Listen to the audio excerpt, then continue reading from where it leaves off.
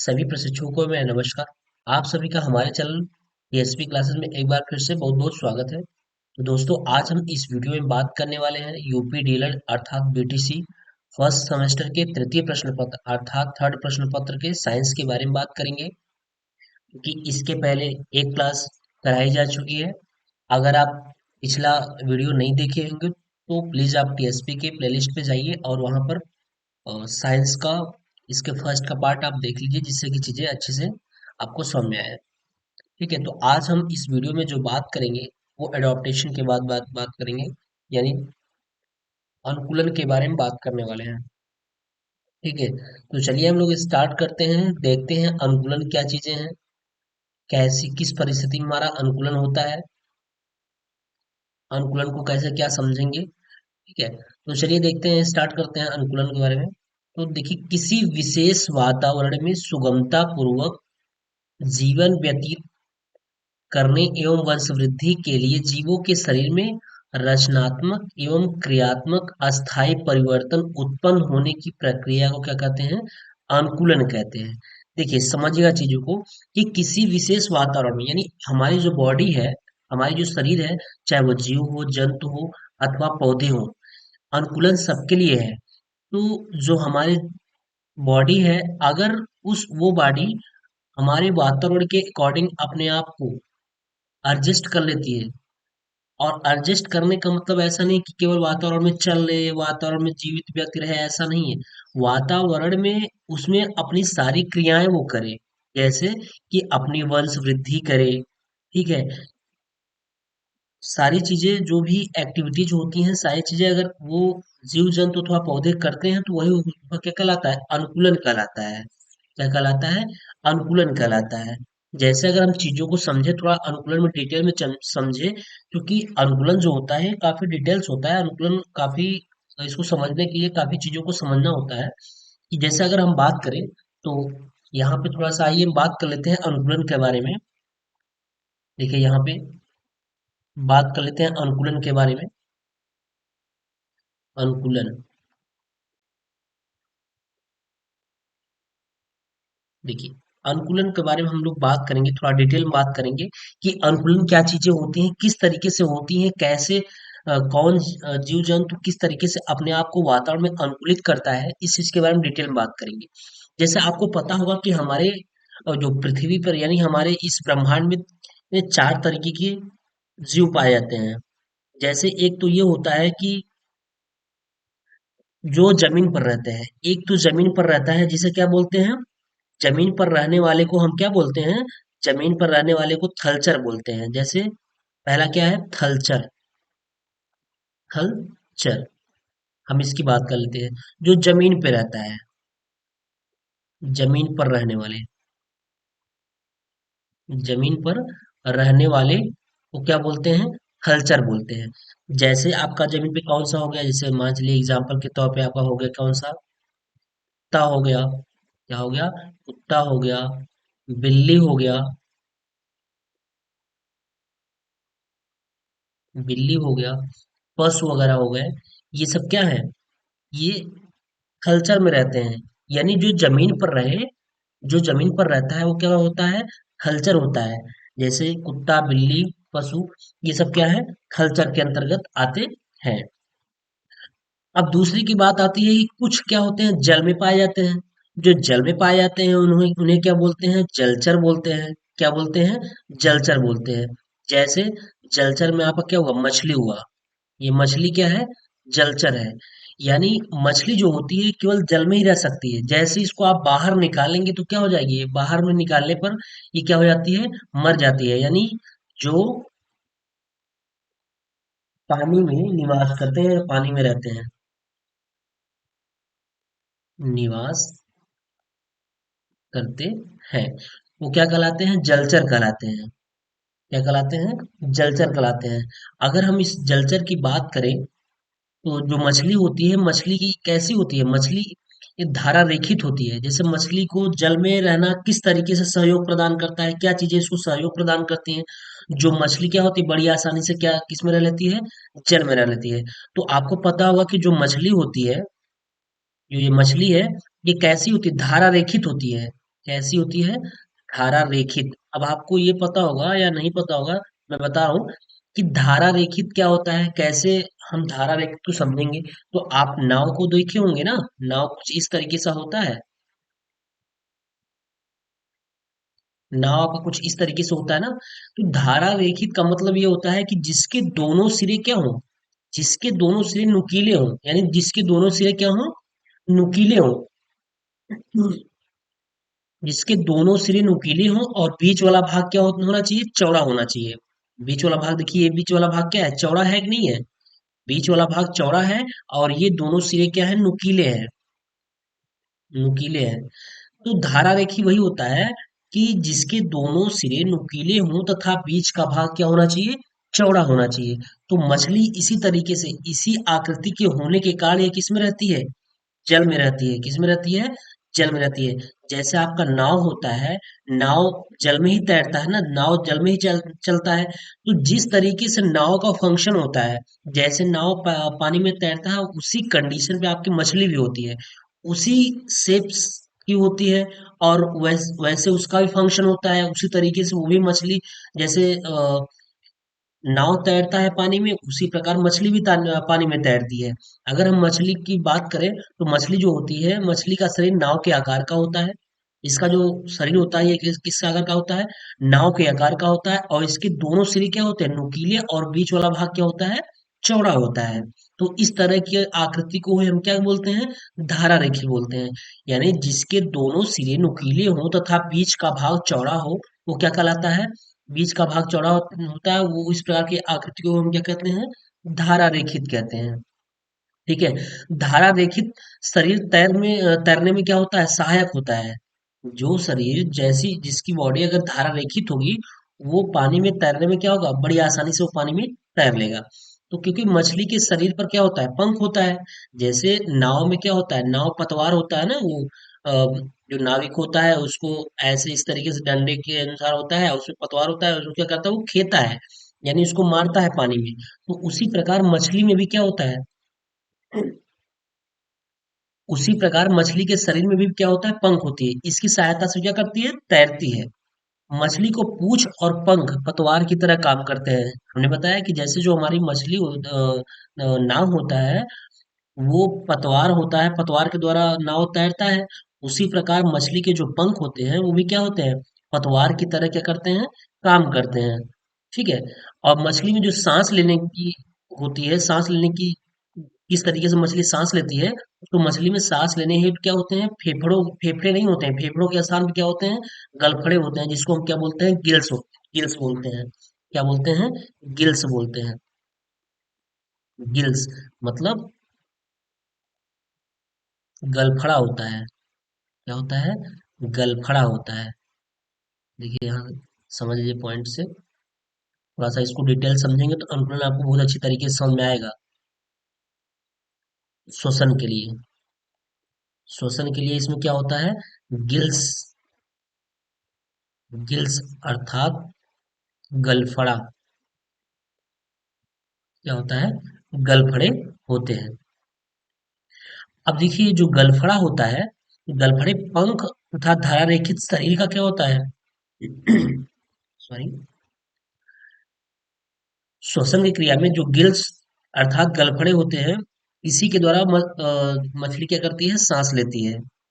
गलफड़े के द्वारा क्या करती है मछली, सांस लेती है। तो जब मछली तैरती है, जब मछली क्या करती है, तैरती है, तो मछली के मुंह में क्या हो जाता है, पानी, सारी पानी चली जाती है। जो मछली का मुंह होता है, मछली के मुंह में पानी चला जाता है।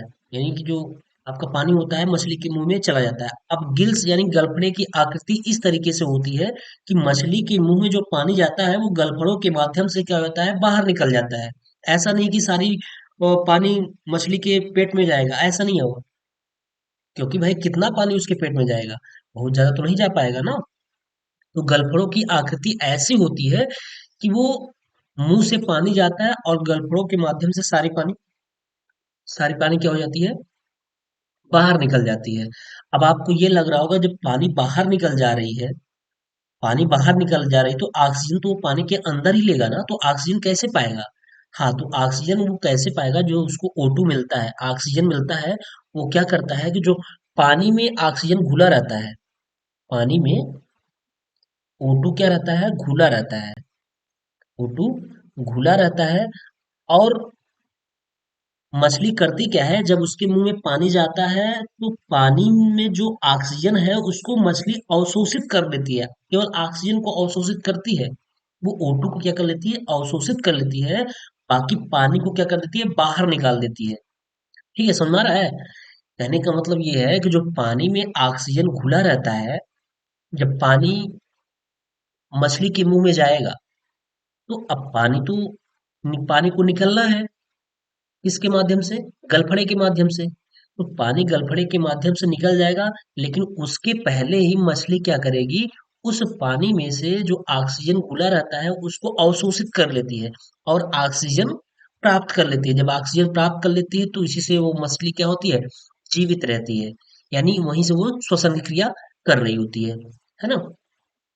श्वसन क्रिया क्या करती है? वहीं से कर लेती है।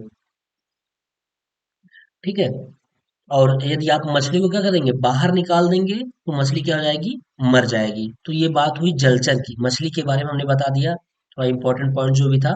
तो इस तरीके से मछली जल में तैरती है और इसी माध्यम के द्वारा क्या करती है? वो श्वसन करती है।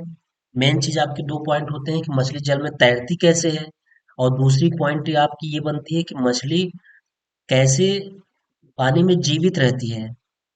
उसको ऐसे क्या मिलता है? ऑक्सीजन कहाँ से प्राप्त होती है और कैसे प्राप्त होती है? कैसे मछली जीवित रहती है? तो दोनों पॉइंट हमने बता दिया कि मछली की बॉडी है वो धारा रेखित होती है, यानी नाव के आकार की होती है। उसके दोनों सिरे यानी प्राथमिक सिरा और अंतिम सिरा नुकीले होते हैं, और बीच वाला सिरा क्या होता है? चौड़ा होता है। दिख रहा है? चौड़ा होता है। ठीक है। और उसमें दो पंख होते हैं जो पतवार की तरह काम करते हैं। वो पंख से क्या करती है? वो पंख चलाती है तो पानी उसके फ्लो में बाहर की तरफ फेंकता है। तो मछली उसी तरीके से तैरती है। ठीक है। अब बात आती है श्वसन। मछली पानी में जिंदा कैसे है? तो मछली श्वसन के लिए क्या करती है कि मछली में गलफड़े होते हैं, यानी गिल्स होते हैं। इसमें फेफड़ा नहीं होता है। हमारे आप में क्या होता है कि हम श्वसन फेफड़ों के द्वारा करते हैं, जबकि अ, मछली में क्या होता है? मछली में गिल्स होता है, गलफड़े होते हैं, और गलफड़े ऐसे होते हैं खुले टाइप रहते हैं। तो क्या करती है? जब मछली तैरती है तो उसके मुंह में सारी पानी जाती रहती है और पानी गलफड़ों के माध्यम से क्या हो जाती है? बाहर निकल जाती है। लेकिन उसी पानी में ऑक्सीजन घुला रहता है, और मछली करती क्या है? जब पानी उसके मुंह में आती है तो ऑक्सीजन को क्या कर लेती है? अवशोषित कर लेती है। ऑक्सीजन को अवशोषित करके पानी को बाहर निकाल देती है, और उसी के माध्यम से वो मछली क्या होती है? श्वसन करती है और जीवित रहती है। इसीलिए तो कहा गया है, जब आप मछली को अगर बाहर निकाल देंगे, पानी से बाहर निकाल देंगे, तो मछली क्या होती है? मर जाती है। ठीक है। तो ये हुआ जलचर मछली के बारे में। अब बात हम करेंगे तीसरी, किसकी बात कर रहे हैं? थलचर हो गया, जलचर हो गया। अब उसके बाद बात कर लेते हैं हम उभयचर। किसकी बात कर लेते हैं? उभयचर। उभयचर। उभयचर में आपको पता होगा उभयचर कौन सा होता है? उभयचर वो होते हैं जो जो किसमें जल और थल दोनों पे रहते हैं। यानी जो जल व थल दोनों पर निवास करते हैं। दोनों पर निवास करते हैं। क्या कहलाते हैं? उभयचर कहलाते हैं। उभयचर। जैसे अगर हम बात कर लें एग्जाम्पल की, जैसे तो जैसे आपका क्या हुआ? कछुआ हो गया। कछुआ हो गया। मेढक हो गया। मेढक हो गया। ये सब क्या होते हैं? ये उभयचर हैं। कछुए को पानी के अंदर छोड़ देंगे तब भी कछुआ बड़ी आसानी से रह लेगा, और मेढक भी ऐसा है, अगर उसको पानी के अंदर छोड़ देंगे तब भी बड़ी आसानी से रह लेगा। और दोनों को अगर हम क्या कर देते हैं? दोनों को अगर हम जमीन पे ला लेते हैं तब भी ये आसानी से रह सकते हैं। तो ये होते हैं उभयचर, यानी जो दोनों अनुकूलन, दोनों दोनों परिस्थितियों में रह सकते हैं, वो क्या होते हैं? उभयचर होते हैं। ठीक है। और चौथे की बात आती है क्या? नभचर। क्या? नभचर। अब बताइए नभचर का मतलब क्या होता है कि नभचर में कौन आएगा? बताइए आप, नभचर में क्या होगा कि कुछ जंतु वायु में उड़ते हैं। इसमें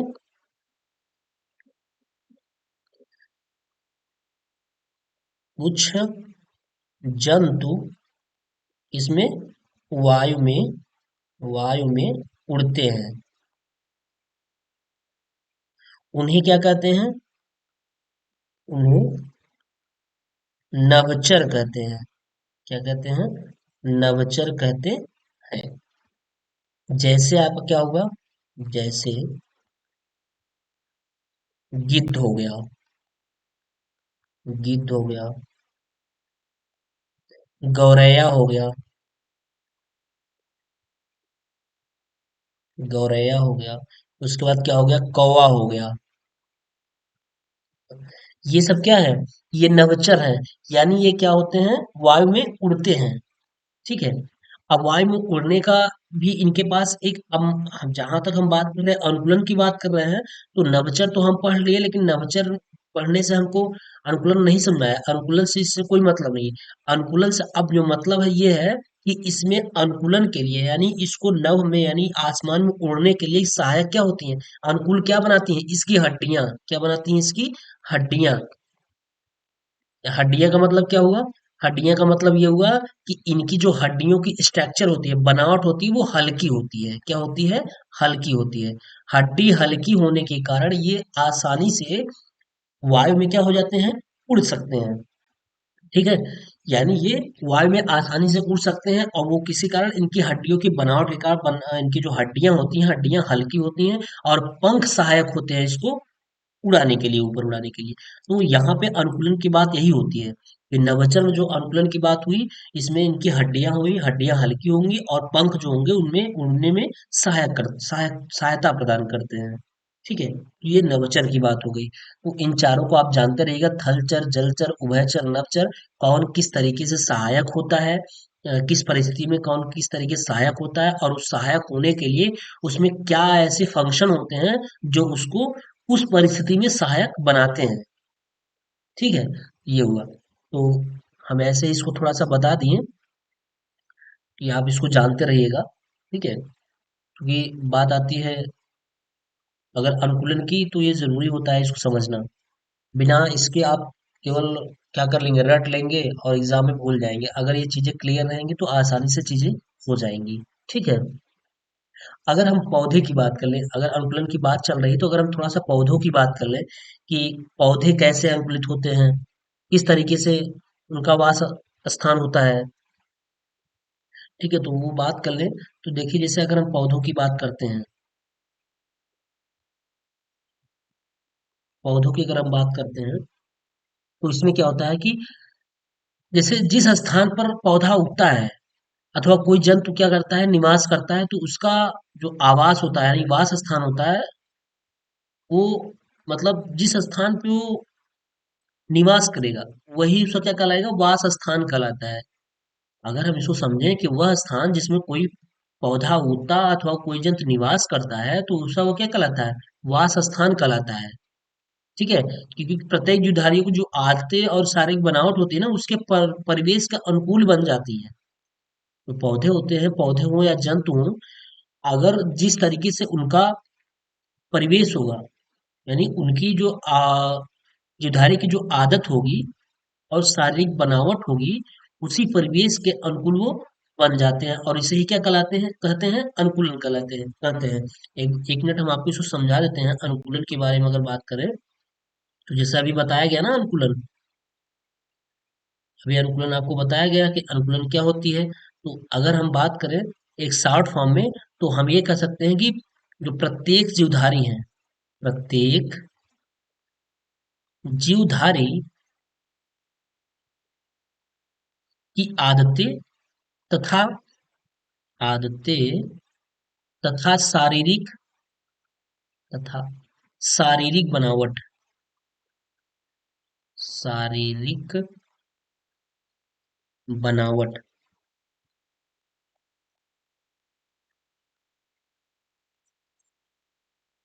शारीरिक बनावट, उसके परिवेश, उसके परिवेश के अनुकूल बन जाती है, परिवेश के अनुकूल बन जाती है, परिवेश के अनुकूल बन जाती है, इसे ही क्या कहते हैं, इसे ही अनुकूलन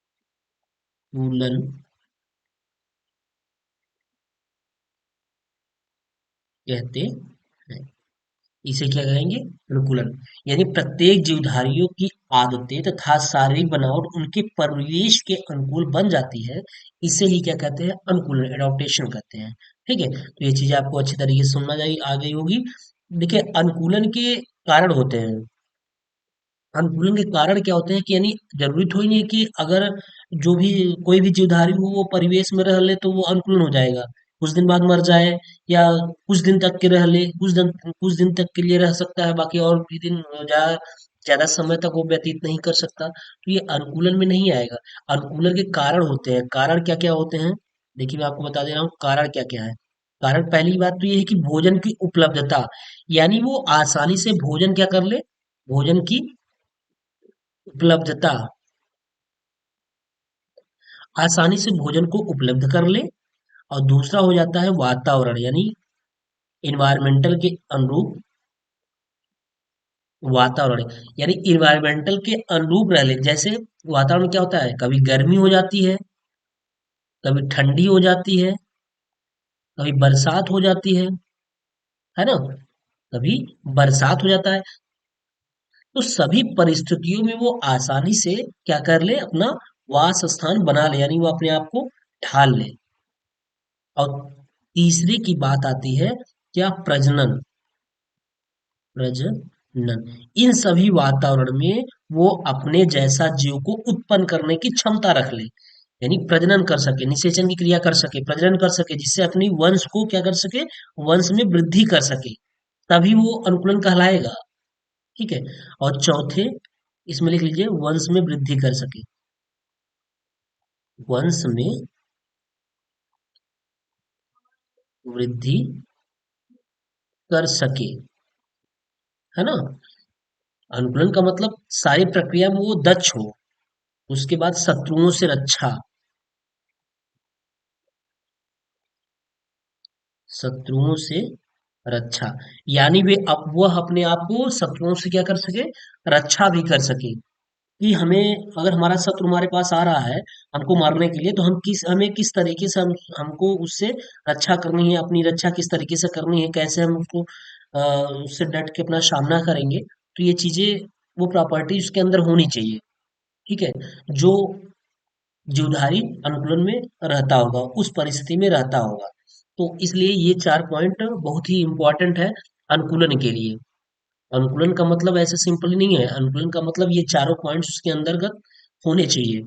सबसे पहले भोजन की उपलब्धता कर ले, वो आसानी से अपने को जीवित रखने के लिए क्या होगा, भोजन की आवश्यकता होगी, तो वो आसानी से भोजन की उपलब्धता कर सके। दूसरी बात, वातावरण यानी इन्वायरमेंट में, जैसे वातावरण में बहुत सारे परिवर्तन होते रहते हैं, गर्मी आती है, ठंडी आती है, बरसात आती है ना। तो इन सभी परिस्थितियों में वे अपने आप को ढाल सके। फिर बात आती है तीसरा, प्रजनन की। किसकी बात आती है, प्रजनन की। प्रजनन में क्या हो कि वो इस वातावरण में अपने जैसे वंश में मतलब अपने जैसे, जैसे अगर वो पशु है तो अपनी जैसे संतान को उत्पन्न कर सके, अपनी जैसे संतान को वो मतलब अपने वंश को वृद्धि में बदल सके, वंश को बढ़ा सके। फिर है उसके बाद है शत्रुओं से रक्षा, कैसे वो अपने आप को शत्रुओं से रक्षा करेगा। ठीक है, तो ये सब सारी चीजें किसमें आती है, अनुकूलन के अंतर्गत आती है। चलिए, देखिए अब हम बात कर लेते हैं यहाँ पे कि ये अनुकूलन का मसला था, इसलिए हमने इसको समझा दिया, और वही चीजें यहाँ पे भी रहेगी कि एक बार हम फिर से इसको देख लेते हैं कि किसी विशेष वातावरण में सुगमता पूर्वक जीवन व्यतीत करने एवं वंश वृद्धि के लिए जीवों के शरीर में रचनात्मक एवं क्रियात्मक अस्थायी परिवर्तन उत्पन्न होने की प्रक्रिया को क्या कहते हैं? अनुकूलन कहते हैं। देखिए, अस्थायी परिवर्तन ऐसा नहीं होना चाहिए कि अस्थायी परिवर्तन होना चाहिए कि कुछ समय कुछ दिन के लिए, हम महीने 2 महीने के लिए हम अपने आप को तो ढाल लिए हैं, लेकिन फिर उसके बाद क्या कर लेंगे? फिर हमको दिक्कत होना शुरू हो जाएगा, यानी वो उसमें जीवित नहीं रह पाएगा। तो ऐसी परिस्थिति नहीं आनी चाहिए, अस्थायी परिवर्तन होना चाहिए। जैसा भी हो वातावरण, उसमें अस्थायी आपका परिवर्तन हो जाए। ठंडी गर्मी जाड़ा, ठंडी गर्मी और उसके बाद बरसात आप बड़ी आसानी से सह सकें। तो यही प्रक्रिया क्या कहलाती है? अनुकूलन कहलाती है। एक अनुकूलन की डेफिनेशन मैंने आपको उधर भी बता दिया है कि किस तरीके से अनुकूलन को समझेंगे हम। फिर बात आती है उदाहरण के तौर पे, पेड़ों की चोटियों पर भोजन करने के लिए जिराफों की लंबी गर्दन।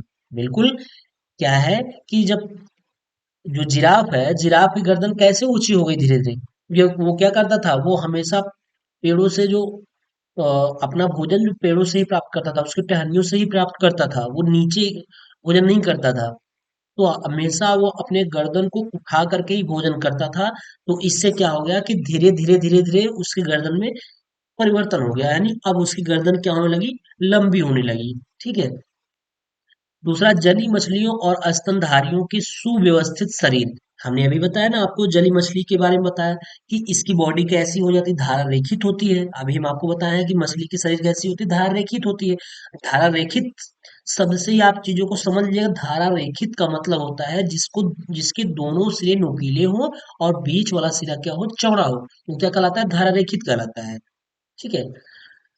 और स्तनधारियों की सुव्यवस्थित शरीर, यानी स्तनधारी मतलब जो दूध, जो दूध जैसे, स्तनधारी का मतलब होता है जिसमें दूध जैसी शक्ति होती है, जो अ, बच्चे पैदा करते हैं और बच्चों को दूध पिलाते हैं, वो स्तनधारी के अंतर्गत आते हैं। सुव्यवस्थित शरीर, उड़ने वाले पक्षियों और स्तनधारियों की हल्की हड्डियां, उड़ने वाले पक्षियों और स्तनधारियों की हल्की हड्डियों और मांसाहारियों के लंबे खंजर जैसे कैनाइन दांत। जैसे हमने बताया कि उड़ने वाले पक्षियों के लिए अनुकूलन मेन उनका क्या है? हड्डी है। हल्की हड्डी होगी तभी वो उड़ पाएंगे। हड्डी और पंख है, हड्डियां उनकी हल्की होंगी तभी वो आसानी से उड़ पाएंगे। और स्तनधारियों की, यानी स्तनधारियों में क्या होगा? जो स्तनधारी होंगे वो मांसाहार, जैसे अगर वो मांसाहारी है तो उनके लंबे खंजर होने चाहिए, जैसे कैनाइन दांत। जैसे शेर वगैरह होता है, शेर के लिए क्या, उसको भोजन के लिए क्या करेगा? वो मांसाहारी है, तो अपना शिकार करेगा। तो उस शिकार करने के लिए उसके पास जो अनुकूलन बनाना है, उसके अंदर जो अनुकूलन की स्थिति है वो कैनाइन दांत ही है। यानी वो मांसाहारी को शिकार करे, इसमें सहायक कौन बनेगा? कैनाइन दांत बनेगा। इतनी तेज, इतनी शार्प, इतनी तगड़ी होती है कैनाइन दांत कि वो चीजों को पकड़ती है, फाड़ देती है, चीर देती है ना? तो आसानी से शेर क्या है? जीवित है। अपने भोजन के लिए उसके साथ, तो उसके पास कैनाइन जैसे दांत है। ठीक है। तो ये चीजें अनुकूलन के बारे में हमने बता दिया।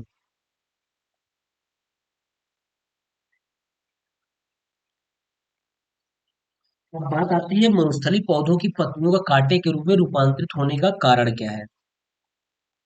यानी मरुस्थलीय जो पौधे होती हैं, पौधों की जो पत्तियां हैं, उनकी उनकी पत्तियां कांटे के रूप में क्यों बदल जाती हैं? क्या कारण है कि वो कांटों के रूप में रूपांतरित हो जाती हैं? ठीक है। इसका कारण क्या है? ये 2016 और 2019 में पूछा गया प्रश्न है। काफी इंपॉर्टेंट प्रश्न है। 2016 और 2019 में पूछा गया है।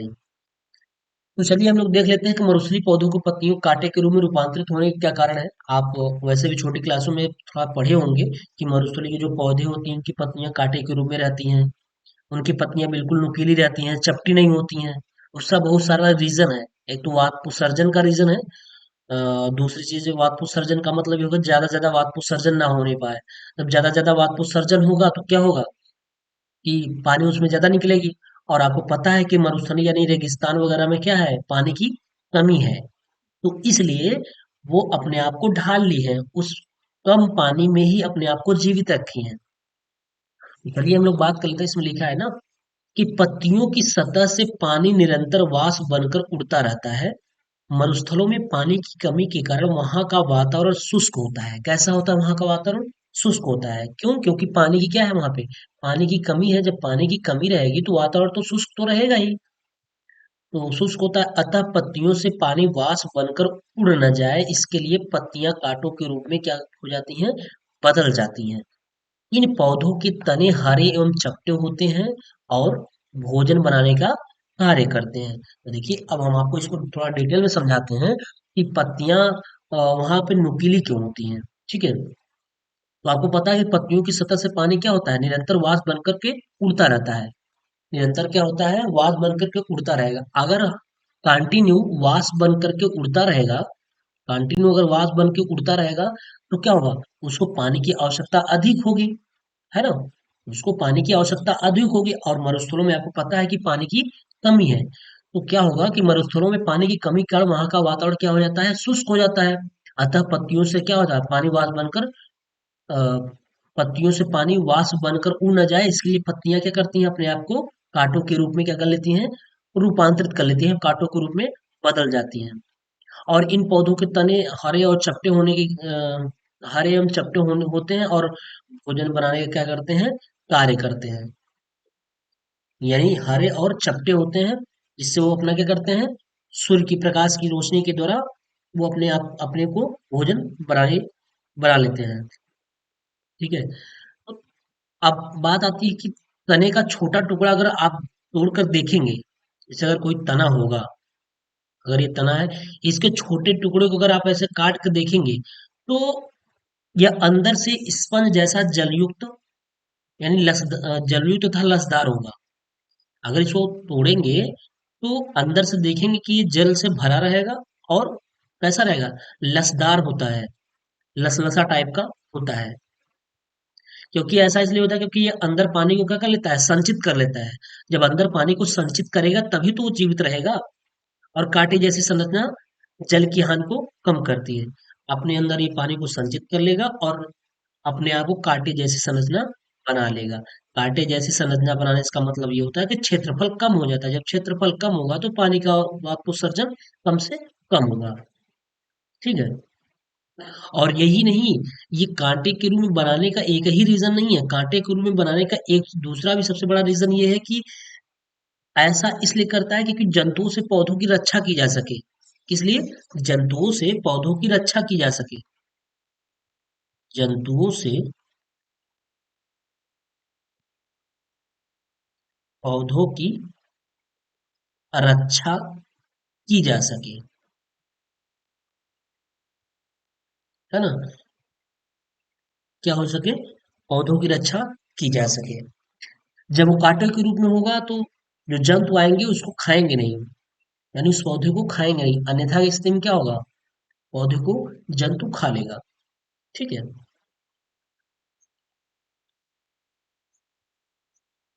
और जिस तरीके से पौधे मरुस्थलों में पौधे रहते हैं, उस वही गुण आपके जंतुओं में भी पाया जाता है। इसमें भी अनेक प्रकार के, जैसे अगर पौधों की भांति आपका मरुस्थल में रहने वाले जंतुओं के भी कुछ विशिष्ट गुण होते हैं। अनेक प्रकार के, जैसे सर्प, मकड़ियाँ, चूहे, कीट, मांझे, छिपकली आदि मरुस्थल में क्या होते हैं? पत्थरों के नीचे या छोटे छिद्रों में, दरारों में रहते हैं। तो इन जंतुओं में अधिकांश की त्वचा क्या होती है? मोटी होती है। जब मोटी रहेगी तो शरीर से पानी का ह्रास कम होगा, यानी शरीर से पानी कम निकलेगा। उसकी स्किन जो होती है, त्वचा जो होती है, मोटी होती है। ठीक है। चलिए अब हम इसकी विशेषता के बारे में बात करते हैं। अभी जो हम बताएं वो विशेषता ही बताए हैं। फिर एक बार चेक कर देख लेते हैं इसको विशेषता में। तने का छोटा टुकड़ा तोड़कर देखा जाए तो यह अंदर से स्पंज जैसा जलयुक्त तथा क्या होता है? लसदार होता है। अभी हमने बताया, ये अपने अंदर अधिक पानी संचित कर लेता है। कांटे जैसी संरचना जल की हानि को कम करती है और चरने वाले जंतुओं से पौधों की क्या करती है? रक्षा भी करती है। अभी हमने आपको बताया इसको। ठीक है। तो ये रहा अ, मरुस्थलीय पौधों में पत्तियों को कांटे के रूप में रूपांतरित किस कारण होता है उसके बारे में पढ़ लेंगे। अब हम बात करेंगे पर्वतीय क्षेत्रों में पाए जाने वाले जंतुओं एवं पौधों में अनुकूलन की विशेषता। कि पर्वतीय क्षेत्रों में जो जंतु एवं पौधे पाए जाते हैं उनमें अनुकूलन की विशेषताएं क्या होती हैं? तो चलिए देखिए, पर्वतीय क्षेत्रों में पाए जाने वाले जंतुओं की अनुकूलन की विशेषताएं होती हैं। पर्वतीय क्षेत्रों में पाए जाने वाले अनुकूलन की जंतुओं की अनुकूलन विशेषताएं क्या है कि पहाड़ी क्षेत्रों में मोटी त्वचा व लंबे फर वाले जंतु पाए जाते हैं। अच्छा, मोटी त्वचा क्यों पाई जाती है? क्योंकि जब मोटी त्वचा रहेगी तो पानी का वाष्पोत्सर्जन कम से कम होगा और उसे पानी की आवश्यकता कम पड़ेगी। पसीना उसको कम आएगा। देखिए, वाष्पोत्सर्जन का मतलब क्या होता है कि उसे पसीना कम आएगा। जैसे आपको हमें आप क्या होता है, पसीना बहुत ज्यादा आता है। जब पसीना बहुत ज्यादा आता है तो पानी का वाष्पोत्सर्जन ही तो होता है, पानी तो बाहर निकलती है ना। तो हम कहते हैं कि ज्यादा पसीना आएगा तो आपको पानी ज्यादा पीना पड़ेगा, प्यास ज्यादा लगेगी। तो इसलिए उनकी त्वचा क्या होती है, मोटी होती है। जब मोटी होगी तो पसीना नहीं होगा तो पानी की आवश्यकता ज्यादा नहीं पड़ेगी, है ना। ये चीजें होती हैं।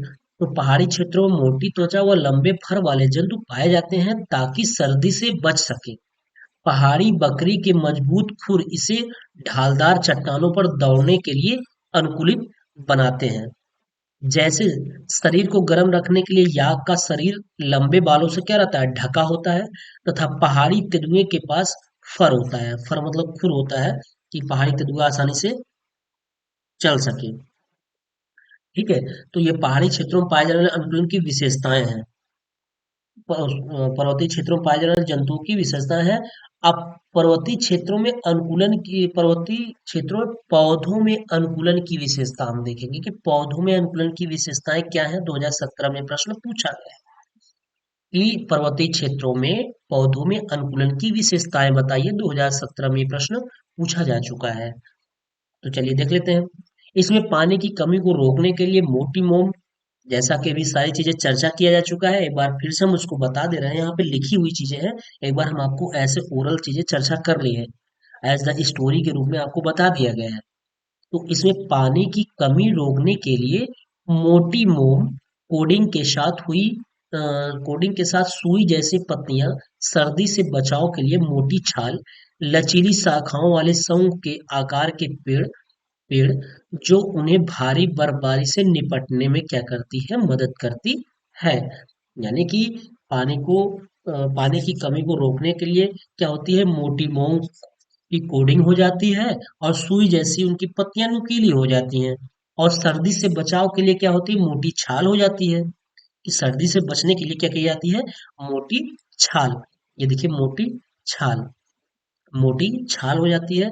फिर लचीली शाखाओं वाले शंख के आकार के पेड़ हो जाते हैं, है ना। लचीली है शाखाएं, उनकी क्या होती है, ब्रांचेस क्या होती है उनकी, लचीली होती है, जो उन्हें भारी बर्फ से निपटने में मदद करती है।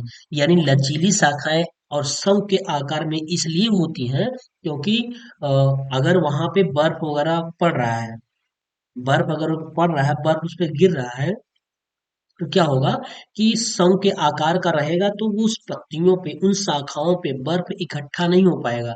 वो उस पे बर्फ पड़ेगा और नीचे गिर जाएगा। ठीक है। तो इससे क्या होगा कि हमारे जो पेड़ होंगे वो आसानी से उसमें, उस वातावरण में रह सकेंगे। ठीक है।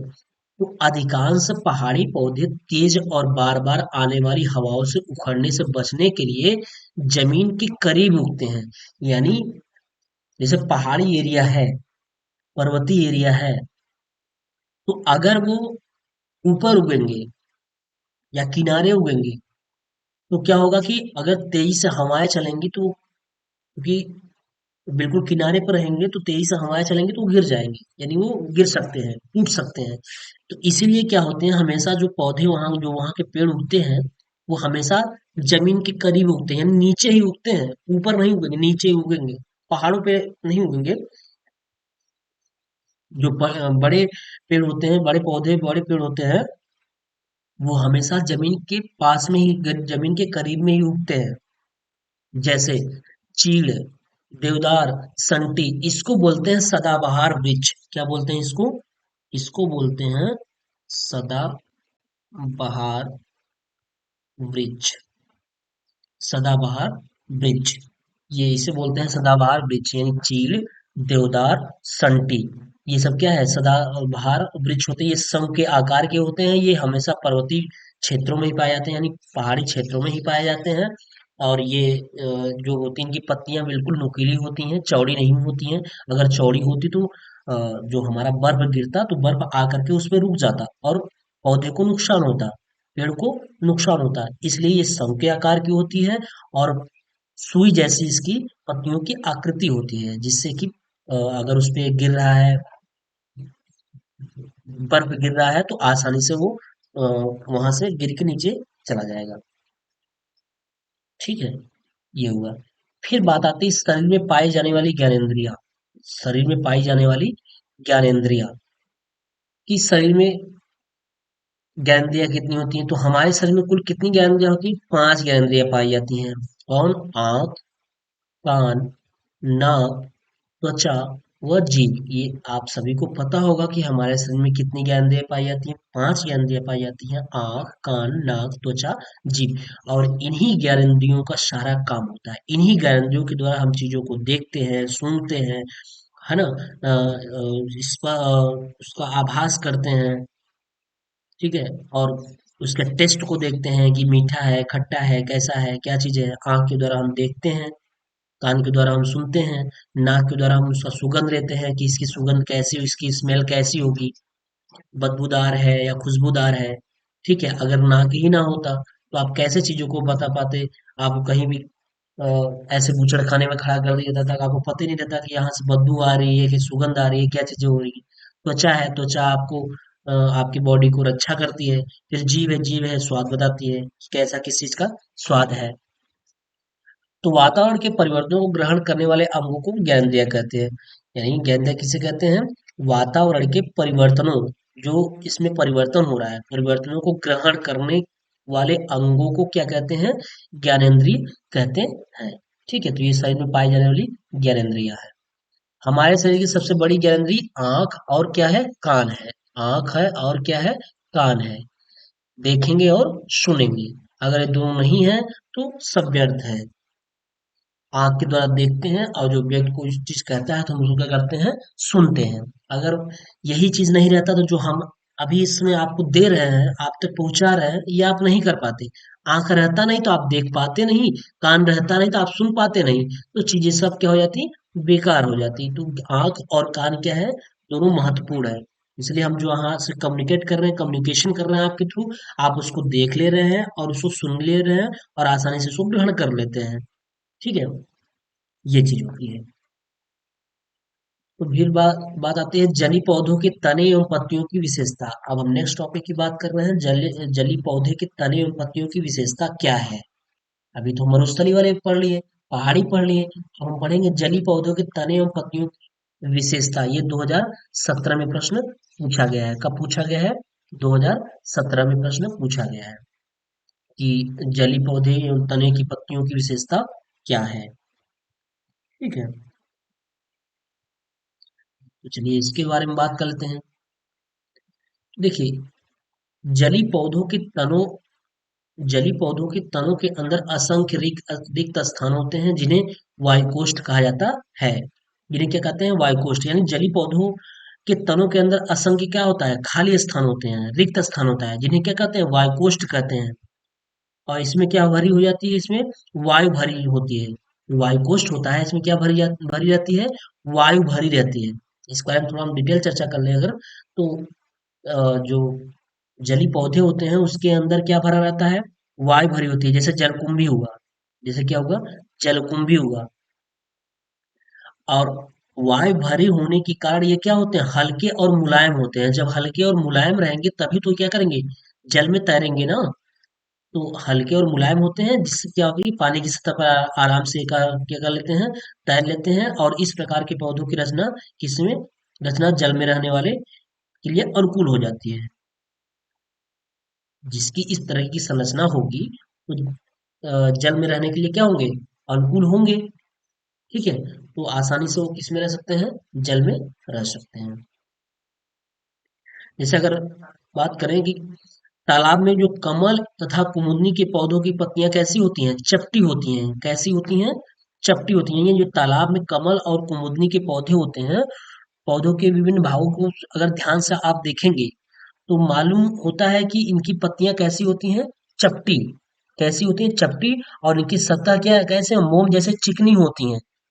मोम जैसे चिकनी रहेंगी तभी तो पानी उसमें पड़ता है तो पानी आसानी से गिर जाता है, उसमें पानी नहीं लग पाता है। मोम जैसे चिकनी होती हैं। इससे पत्तियां गीली नहीं होती हैं। ठीक है। और पत्तियों को चपटी होने के कारण ही क्या करती है, पत्तियां जल में तैरती रहती हैं और अपना भोजन सूर्य के प्रकाश में भोजन का निर्माण भी कर लेती हैं। ठीक है। तो यही चीज है यहाँ पे। तो कमल तथा कुमुदनी के पौधों की पत्तियां कैसी होती हैं, चपटी होती हैं और इसकी सतह मोम जैसी चिकनी होती है। इसमें इससे पत्तियां गीली नहीं होती हैं। चपटी होने के कारण यह पानी की रसतह पर तैरती है, यानी सतह पर। आप इसको या ऐसे कर लीजिए, सतह पर तैरती हैं। इससे सूर्य के प्रकाश में भोजन का निर्माण भी संभव इससे सूर्य के प्रकाश में भोजन का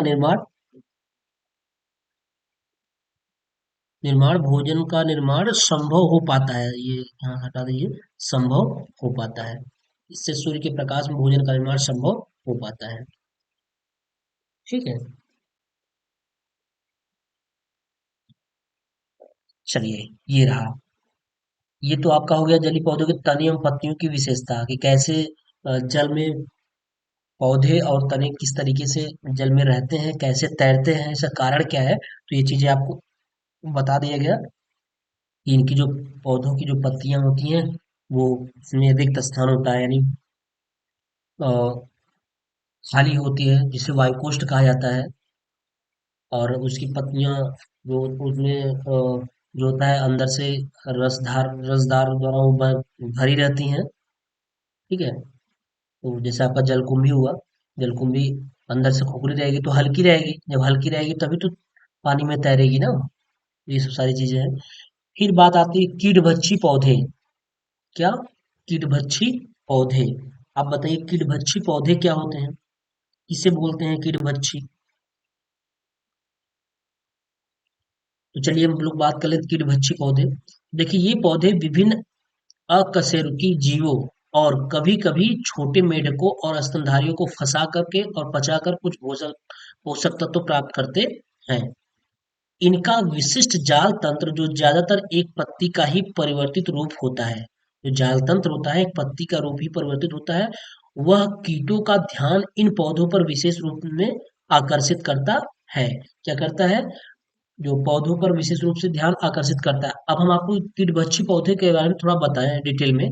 तो कीटभक्षी जो पौधे होते हैं दलदली भूमि में ही उगते हैं।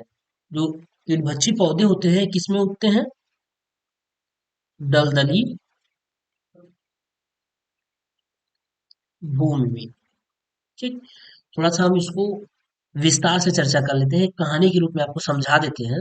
बाकी ये चीजें तो इनफ है आपके लिए लिखने के लिए। लेकिन अगर आप चीजों को समझे रहेंगे, कहानी के रूप में समझे रहेंगे, तो आपको याद करने की जरूरत नहीं पड़ेगी। आप बस पॉइंट वाइज चीजों को लिख लेंगे बड़ी आसानी से।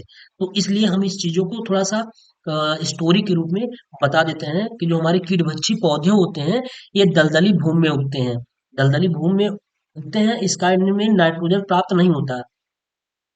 देखिए, जो दलदली भूमि में उगेगा तो उसमें नाइट्रोजन यानी N2 की क्या होगी, कमी होगी, यानी N2 उसको नहीं मिल पाता है। जब उसको N2 नहीं मिल पाएगा तो वो प्रोटीन का निर्माण नहीं कर पाते हैं। वो क्या करते हैं, प्रोटीन का निर्माण नहीं कर पाते हैं। ठीक है। इसलिए इनकी प्रोटीन की आवश्यकताओं को ये पूरी करने के लिए क्या करते हैं, तब ये कीटों का पाचन करते हैं। यानी जो हमारे कीटभक्षी पौधे होते हैं ये दलदली भूमि में उगते हैं। पॉइंट देखिए, दलदली भूमि में उगेंगे और N2 नाइट्रोजन की कमी होगी। नाइट्रोजन की क्या होगी, कमी होगी। जब नाइट्रोजन की कमी होगी तो प्रोटीन की भी कमी होगी। क्या होगी? प्रोटीन की कमी होगी। जब प्रोटीन की कमी होगी तो ये इस प्रोटीन को खाना पूर्ति के लिए क्या करेंगे, वो कीटों को खाएंगे। किसको खाएंगे? कीटों को। ठीक है। वो कीटों को क्या करते हैं, खाते हैं। कीटों को जब खाएंगे तभी जाके उनको प्रोटीन मिलेगा। क्या मिलेगा? प्रोटीन मिलेगा। जैसे आपका घटपरड़ी हुआ, यहाँ जैसे आपका घटपरड़ी। घटपरड़ी एक क्या है? घटपरड़ी एक कीड़भक्षी पौधा है। एक घटपरड़ी हुआ, दूसरा ड्रोसेरा हुआ। ड्रोसेरा ड्रोसेरा हुआ। ये जो दोनों हैं, ये कीटभक्षी पौधे हैं, ये दलदली भूमि में उगते हैं और इसमें नाइट्रोजन की कमी होती है। जब नाइट्रोजन की कमी होगी तो इनमें प्रोटीन की कमी होगी, और उस प्रोटीन की खाना पूर्ति के लिए, उस प्रोटीन को प्राप्त करने के लिए कीटों को क्या करते हैं, खाते हैं। क्या करते हैं, कीटों को खाते हैं। ठीक है, तो ये इस तरीके के पौधे होते हैं। तो इसको इस तरीके से समझ लीजिएगा, थोड़ा आपको आसानी होगी एज स्टोरी के रूप में, कि इसको आप, एक तो आपको ये लिखा दिया गया है, दूसरा ये भी है कि आप इसको भी अगर समझ लिए हैं तो इसको भी लिख सकते हैं कि ये कीड़भक्षी पौधे दलदली भूमि में उगते हैं और इसमें नाइट्रोजन की कमी होती है, और नाइट्रोजन की कमी होने के कारण इसमें प्रोटीन की कमी हो जाती है, और उन्हीं प्रोटीन की कमी की खाना पूर्ति के लिए ये कीटों को क्या करते हैं, खाते हैं। जब कीटों को खाते हैं तो जाके इनको प्रोटीन मिलता है। अब उसमें जैसे आपका घटबड़ी कीटभक्षी पौधा हुआ, ड्रोसेरा हुआ, ये सब क्या करेंगे, कीटों को खाएंगे, और कीटों को खाने के बाद ये प्रोटीन की कमी को दूर करेंगे। और ये होता है, ये जो पौधे होते हैं, ये कीटों का ध्यान इन पौधों पर विशेष रूप से आकर्षित करते हैं। ऐसे ये पौधे होते हैं कि जो कीटे आग होती हैं, इन पौधों पे आकर के बैठ जाती हैं। जब बैठ जाती है तो उनको ये आसानी से खा लेते हैं। ठीक है, तो विश्व में लगभग 500 प्रकार के कीटभक्षी पौधे हैं। कितने हैं, 500 प्रकार के कीटभक्षी पौधे, जैसे पीचर प्लांट, कोबरा लिली और वीनस फ्लाई ट्रैप, और आपका एक ही घटपाड़ी और ड्रोसेरा भी है। ठीक है, इस चीज को समझ लीजिएगा। फिर बात आती है थर्मोसेटिंग प्लास्टिक। थर्मोसेटिंग प्लास्टिक क्या है, थर्मोसेटिंग प्लास्टिक क्या है? तो देखिए, थर्मोसेटिंग प्लास्टिक, कुछ प्लास्टिक ऐसे होते हैं जिनमें एक बार सांचे में ढील दिया जाता है, फिर ऊर्जा देकर नर्म नहीं किया जा सकता। यानी थर्मोसेटिंग प्लास्टिक जो होता है, ये क्या होता है कि इसे अगर एक बार हम सांचे में ढाल देते हैं तो दोबारा हम इसको यूज नहीं कर सकते। अगर इसको आप हीट करके, गर्म करके दोबारा यूज करना चाहते हैं तो ये नहीं था, ये टूट जाएगा। इसको एक ही बार यूज किया जा सकता है, ये थर्मोसेटिंग प्लास्टिक कहलाते हैं। अर्थात दोबारा कोई दूसरा आकार नहीं दिया जा सकता। ठीक है, जैसे बैकेलाइट, एपॉक्सी रेजिन और मेलामाइन आदि। ये इसलिए बता दिया है क्योंकि 2021 में ये प्रश्न पूछा गया है, तो इसलिए इस चीज को ध्यान रखिएगा। अभी लेटेस्ट 2021 में ही पूछा है, तो इसको याद रखिएगा कि थर्मोसेटिंग प्लास्टिक क्या है। मेनली आप ये याद रखिएगा, थर्मोसेटिंग प्लास्टिक ऐसा प्लास्टिक होता है जिसको दोबारा हम यूज नहीं किया, दोबारा हम यूज न कर सके। यानी एक बार अगर हम इसको सांचे में ढील दिए हैं तो दोबारा हम इसको हीट दे करके प्रयोग नहीं कर सकते, वो थर्मोसेटिंग प्लास्टिक होता है। इसका एग्जांपल याद रखिएगा, बैकेलाइट, एपॉक्सी रेजिन, मेलामाइन, ये याद रखिएगा। ठीक है, अब कुछ महत्वपूर्ण बिंदु होता है, कुछ महत्वपूर्ण बिंदु ये है, इसको देख लीजिए। हम ओवरऑल इसका सार निकाले हुए हैं कि इसे कुछ महत्वपूर्ण बिंदु क्या है, कि पहला है, पेड़ पौधों में जीवन पर्यंत वृद्धि होती है जबकि जंतुओं में वृद्धि एक निश्चित आयु तक होती है। बिल्कुल सही है, जो पेड़ पौधे होते हैं इनमें जो वृद्धि होती है वो जीवन पर्यंत चलती रहती है। ठीक है, मोटे होते रहते हैं, फिर इसके बाद मतलब तरह तरह की वृद्धियां होती हैं, जबकि जंतुओं में एक निश्चित आयु तक होती है, उसके बाद वृद्धि खत्म हो जाती है। विकास तो हमेशा चलेगी, लेकिन वृद्धि खत्म हो जाएगी। विकास अनवरत चलने वाली प्रक्रिया है। आप बाल विकास में पढ़ेंगे, वृद्धि और विकास में अंतर, व्हाट इज डिफरेंस बिटवीन आपका जो डेवलपमेंट और वृद्धि और विकास है, इसके बारे में आप वहां पे पढ़ेंगे। ग्रोथ एंड डेवलपमेंट पे इसमें अंतर पढ़ेंगे कि वृद्धि और विकास क्या है। तो विकास अनवरत चलने वाली प्रक्रिया है, और जबकि वृद्धि एक समय के बाद वो बंद हो जाती है होना। ठीक है, दूसरा है, पेड़ पौधों में नई शाखाओं का निर्माण होता है, पत्तियों, फूल व फल का भी निर्माण होता है। यानी पेड़ पौधों में नई शाखाओं क्या होता है, निर्माण होता है, पत्तियों, फूल व फल का भी निर्माण होता है, जबकि जंतुओं में किसी अंग का निर्माण नहीं होता है। इनका जो निर्माण होना होता है वो पहले ही होगा, जब जन्म लेते हैं तभी से ही हो जाता है, अब उसी में कुछ विकास होता है, बाकी निर्माण आगे नहीं होता है। जबकि पेड़ पौधों में क्या होता है, नई शाखाएं निकलती रहती हैं, कटती रहती, निकलती रहती हैं। ठीक है, आपके जंतु के ऐसे अंग थोड़ी ना काट दीजिए फिर 2 साल बाद, 3 साल बाद वो निकल जाएगा, ऐसा नहीं होगा। तीसरा होता है, हरे पेड़ पौधे अपना भोजन स्वयं बना लेते हैं, अतः इन्हें परपोसी यानी हेट्रोट्रॉपिक्स कहते हैं।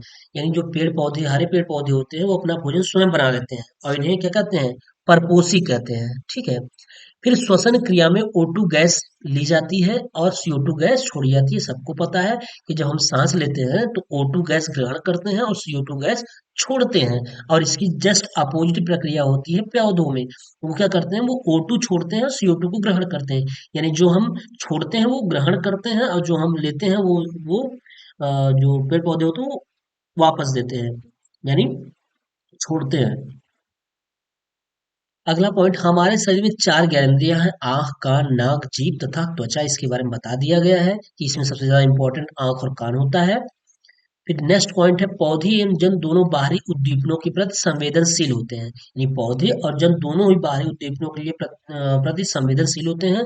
भाई पौधे बोलते नहीं है, इसलिए आपको लगता है कि संवेदनशील नहीं है। जंतुओं की अपेक्षा पौधे संवेदनशील कम होते हैं, ये सही है कि जंतुओं की अपेक्षा पौधे संवेदनशील कम होते हैं, लेकिन संवेदनशील दोनों होते हैं। जंतु को आप मारेंगे वो चिल्लाएगा, लेकिन पौधे को आप काटेंगे चिल्लाएगा नहीं, लेकिन उसमें भी संवेदना होती है। ठीक है। फिर बात आती है, जंतुओं में उद्दीपनों को ग्रहण करने के लिए ज्ञानेंद्रियां पाई जाती हैं। जो जंतुओं में उद्दीपन को ग्रहण करने के लिए आप क्या पाई जाती हैं, ज्ञानेंद्रियां पाई जाती हैं, जबकि पौधों में ज्ञानेंद्रियों का अभाव होता है। इसीलिए जब ज्ञानेंद्रियां नहीं पाई जाती तो आपको प्रतीत नहीं होता है कि इसको दर्द हो रहा है। ठीक है ना। अगला, पौधों में सामान्यतः प्रजनन बीजों के द्वारा होता है। जो पौधों में प्रजनन होता है वो किसके द्वारा होता है, बीजों के द्वारा। जो बीजें अंकुरित होती हैं, बीजें आप खेतों में डालते हैं तो अंकुरित होकर के क्या हो जाती हैं, वो बड़ी हो जाती हैं। ठीक है। और जबकि जंतुओं में प्रजनन किसके द्वारा होता है, निषेचन के द्वारा। इसमें निषेचन की प्रक्रिया होती है, इसके द्वारा वो अपने जैसे संतान को पैदा करते हैं। अगले की बात कर लेते हैं, नेक्स्ट की।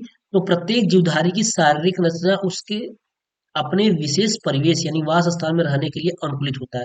जो जीवधारी की शारीरिक रचना होती है, अभी यही तो पढ़े ना कि अनुकूलन में क्या होता है, उनकी शारीरिक रचना उसके अनुसार होनी चाहिए, उस वास स्थान के अनुसार रहनी चाहिए, तभी वो अंकुलित होगा, अनुकूलित होगा।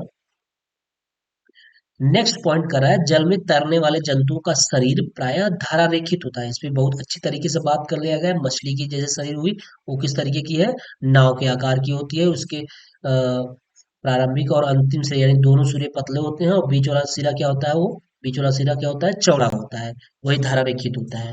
ठीक है। जली पौधे हल्के होते हैं क्योंकि उनके अंदर वायुकोष्ठ होते हैं। जो जली पौधे होते हैं वो हल्के होते हैं, उसके अंदर वायुकोष्ठ होने का वो हल्के होते हैं। जब हल्के होंगे तभी तो जलों में तैरते हैं ना, क्योंकि वो अंदर से खोखले होते हैं, तभी वो जल में क्या होते हैं, आसानी से तैरते हैं।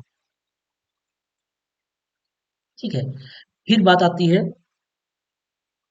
बीजों को अंकुरित के लिए प्रायः वायु, पानी तथा उचित ताप की आवश्यकता होती है। बिल्कुल, अगर बीजों को अंकुरित करना है, जैसे आप खेत में बीज डालते हैं तो आप मौसम के अकॉर्डिंग डालते हैं कि किस मौसम में कौन सा बीज होगा, क्योंकि उसके लिए वही वायु तापमान तापमान चाहिए, ऐसे तापमान चाहिए, ऐसा उसके लिए वायुमंडल चाहिए कि अगर गर्मी वाला फसल है तो हम गर्मी में ही बोएंगे, तो इसके लिए आपको वायु, पानी और उचित ताप की आवश्यकता होगी। उसी के अकॉर्डिंग तभी जाके बीज अंकुरित होगा, बीज सफल होगा, यानी बीज पौधे के रूप में विकसित होगा। ठीक है। तो ये चीजें इंपॉर्टेंट पॉइंट थी, इसको बता दिया गया है। ठीक है ना। कुछ हम एक चीज की और चर्चा कर लेते हैं। यहाँ पे देखिए, जैसे आपको ये ऊंट दिख रहा है, क्या दिख रहा है, ये ऊंट है, ये ऊंट है। इसके बारे में चर्चा कर लेते हैं, क्योंकि यहाँ से पूछा जाता है कि रेगिस्तान का जहाज किसे कहते हैं। रेगिस्तान, रेगिस्तान का जहाज, ये इसे बोलते हैं रेगिस्तान का जहाज। कि रेगिस्तान का जहाज किसे कहते हैं, तो इसके बारे में थोड़ा सा हम चर्चा कर लेते हैं, आपको बता देते हैं। अगर प्रश्न यहाँ से आता है तो इस चीज को समझ लीजिए और आसानी से इसको कर सकते हैं आप। तो देखिए, रेगिस्तान का जहाज ऊंट को कहा जाता है, ऐसा क्यों कहा जाता है, किस लिए ऐसा कहा जाता है, इसके बारे में देखते हैं। कि देखिए, मेन इसका जो ये कुबड़ है, ये देख रहे हैं आप, ये कुबड़ है। मेन इसका उद्देश्य यही है, रेगिस्तान को जो जहाज हुआ है, एक ये, और दूसरी चीज इसके ये पैर, ये ये दोनों पॉइंट इसके लिए इम्पोर्टेंट है। दोनों पॉइंट क्या है इसके लिए, इम्पोर्टेंट है। देखिए, चर्चा कर लेते हैं यहाँ पे, बड़ा हो जाए भाई। चलिए, देखिए, ऊंट के कुबड़ में जो होता है ये भोजन अर्थात चर्बी होता है। इसमें क्या होता है, चर्बी होता है। थोड़ा सा पेन चेंज कर दें। इसमें क्या होता है, चर्बी होता है। जो कुबड़ होता है इसमें भोजन संचित होता है। भोजन संचित का मतलब चर्बी। भोजन ऐसा नहीं कि भोजन इकट्ठा रहेगा, नहीं, भोजन वो पच करके यहाँ चर्बी के रूप में इकट्ठा रहता है। क्योंकि भोजन, जब ऊँट को भोजन न मिलने पर, यानी ऊँट में जो ऊर्जा संचित है, यानी जो चर्बी संचित है, अगर इसको भोजन नहीं मिलता है तो अपने ये कुबड़ से चर्बी को जनरेट करना स्टार्ट करता है, यहाँ से ऊर्जा लेना स्टार्ट कर देता है। ये जो चर्बी है यहाँ से भोजन लेना स्टार्ट कर देता है, और ये लगभग 10 दिनों तक, अगर इसको खाना ना दिया जाए तो कोई दिक्कत नहीं है, ये अब कुबड़ से खाना लेना स्टार्ट कर देता है। इसमें जो स्टोर किया रहता है, चर्बी स्टोर किया रहता है, यहाँ से एनर्जी लेना स्टार्ट कर देता है। ठीक है, तो इसलिए ये क्या करता है, कुबड़, इसकी जो उठी हुई कुबड़ होती है, इसमें क्या होती है, चर्बी इकट्ठा रहती है। चर्बी इसलिए इकट्ठा होती है क्योंकि इसको रेगिस्तान में अगर चलना है तो हो सकता है वहां पे 10-10 दिन तक खाना ना मिले, खाना और पानी ना मिले, तो क्या करेगा, इसी चर्बी से अपने आप को एनर्जी प्रोवाइड करेगा। ठीक है, ऊंट रेगिस्तान में कई दिनों तक बिना पानी के भी जीवित रहता है। ऊंट जो होता है, बिना पानी के भी, यानी बिना बिना पानी के भी कई दिनों तक, बिना पानी के कई दिनों तक ये क्या रहता है, कई दिनों तक जीवित रह सकता है। क्योंकि ये अपने अमाशय में स्थित विशेष थैली में, एक अमाशय में थैली होती है, उसमें पानी क्या कर लेता है, ये संचित कर लेता है। अमाशय में थैली होती है, उसमें पानी क्या कर लेता है, संचित कर लेता है। और जब इसको आवश्यकता पड़ती है, जैसे अगर बहुत दूर निकल गया, बहुत दूर निकल गया और वहां पानी की कमी है, पानी नहीं है, तो क्या करेगा, उसी थैली से पानी को लेना स्टार्ट करेगा ना। तो ऊंट, और दूसरी बात, तीसरी बात यह है कि ऊंट के जो पैर होते हैं लंबे तथा गद्देदार होते हैं। इसके जो पैर होते हैं ये देखिए लंबे हैं, और क्या है, पैर इसके गद्देदार होते हैं। इसके पैरों के लक्षण उसे मरुस्थल में रेतीली भूमि पर क्या होते हैं, मीलों मीलों मीलों तक चलने में सहायता प्रदान करते हैं, इसलिए इसे रेगिस्तान का जहाज कहा जाता है। इसमें 2-3 पॉइंट हैं कि इसको रेगिस्तान का जहाज क्यों कहा जाता है। पहली चीज तो इसको खाना और पानी के लिए, दूसरी चीज इसको, इसके जो पैर लंबे हैं, और इसकी जो तलवे क्या है, चौड़े हैं, और ये रेत जैसे, रेतीली जैसे स्थानों पर आसानी से चल लेता है, दौड़ लेता है, इसलिए इसे ऊंट का रेगिस्तान कहा जाता है।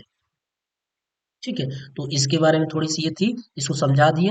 और दूसरी चीज देखिए, जैसे अभी पौधे की बात हो रही थी ना, कि रेगिस्तान में पौधे नुकीले और सुई के अनुसार क्यों होते हैं, तो इसका रीजन ये है। और ये पौधे देख लीजिए, आप पौधों को मैं आपको यहाँ से चित्र के माध्यम से दिखा दे रहा हूँ कि पौधे इस तरीके से होते हैं, इसमें पत्तियां नहीं होती, चौड़े नहीं होते, ये नुकीले होते हैं, जिससे कि जल का वाष्पोत्सर्जन क्या हो सके, जल का जो, जल का